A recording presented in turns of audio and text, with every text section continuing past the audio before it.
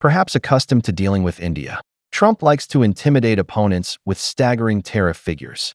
But this tactic has never worked against China because China holds absolute control over rare earths and related components, which are essential production elements for modern industry. Trump once raised tariffs on China to 125% and later eased relations with China, primarily because the U.S. market cannot bear the cost of decoupling from China, and U.S. companies cannot function without China's rare earths. After several rounds of China-U.S. negotiations, automakers like Tesla have secured rare earth export permits, so they do not need to worry about the supply of rare earths and permanent magnets for now. However, Trump is truly concerned about when U.S. military-industrial companies, such as Boeing and Lockheed Martin, will gain access to rare earths, as these firms are not on China's exemption list.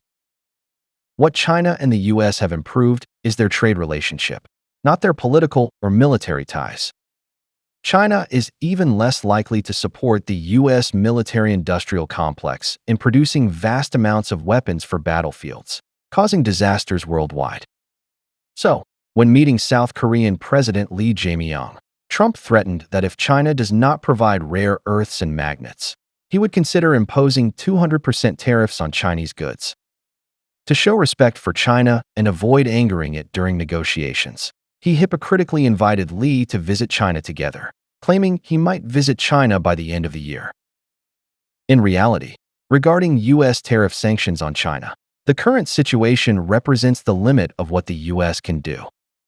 If the U.S. could completely eliminate its reliance on China's supply chain, the U.S. government would have long imposed tariffs that China could not withstand, not just 200%, but even 1,000%.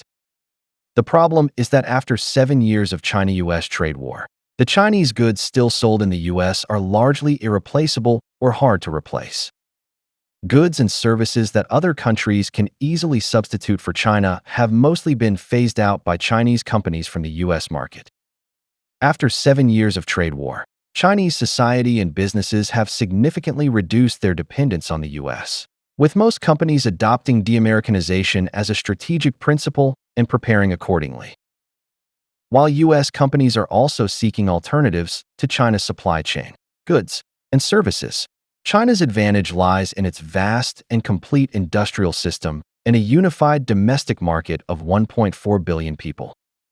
This market provides a stable foundation for Chinese companies to compete fully and form industrial clusters. Chinese companies can grow strong without external markets and then compete with foreign firms internationally. For example, companies like DJI, Unitree, Insta360, and TikTok, while valuing the U.S. market, are unafraid of U.S. government sanctions and refuse to comply with them. Their products are high quality, and whether Americans buy them is their choice. After losing the U.S. and most Western markets, Huawei remains the world's leading telecommunications equipment company, with its R&D strength and business scale far surpassing traditional Western giants like Nokia and Ericsson. Without Chinese suppliers, many U.S. companies would simply cease to exist. After 7 years of trade war, Walmart's Chinese goods still account for 70% of its inventory, and finding another country at the same level to supply it in the short term is impossible.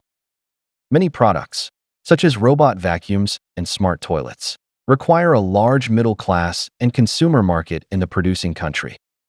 In typical low to middle-income countries, demand for these products is minimal, insufficient to sustain companies. As for rare earths, rare metals, advanced alloys, and related precision components like permanent magnets, only China has the massive market demand to support these industries' growth. Moreover, only the Chinese government can nurture entire industrial chains through long-term policy support. The U.S. has been heavily promoting its domestic rare earth industry for years and collaborating with Japan and Australia, yet their influence on the industry remains negligible. Without Chinese companies' procurement, they cannot achieve economies of scale. Today, China is not only the world's largest exporter, but also the second largest importer. Despite a trade surplus exceeding $1 trillion, China's export volume has actually decreased. China is moving away from low-end industrial chains toward mid- and high-end segments. Recently, to show goodwill and encourage China to relax rare earth restrictions, the US allowed NVIDIA to sell H20 chips to China again. However, Chinese companies do not need these downgraded chips, and the Chinese government, for security reasons, has urged firms to buy domestic chips. DeepSeek has already optimized its code for domestic AI chips, and a fully domestic DeepSeek ecosystem is expected soon. Thus, many of Trump's perceived bargaining chips are merely his wishful thinking. China does not care about the US's hypocritical goodwill. If the US genuinely wants reconciliation with China, it should make concessions on China's core interests, such as tariff equality, the Taiwan issue, and the EUV lithography machine ban. Otherwise, Trump remains immersed in his personal fantasies, believing the Chinese are beggars who would be grateful for a single coin he tosses. I recall a comment in the discussion section suggesting that the current tensions between India and the US might be a ploy to trick China into trusting India, allowing India to acquire rare earths from China and resell them to the West.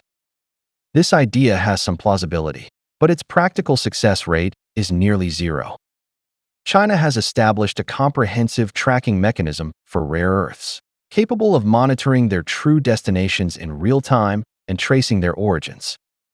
It took China years after US tech sanctions to use rare earths as a countermeasure, precisely to plug loopholes and develop a robust control system.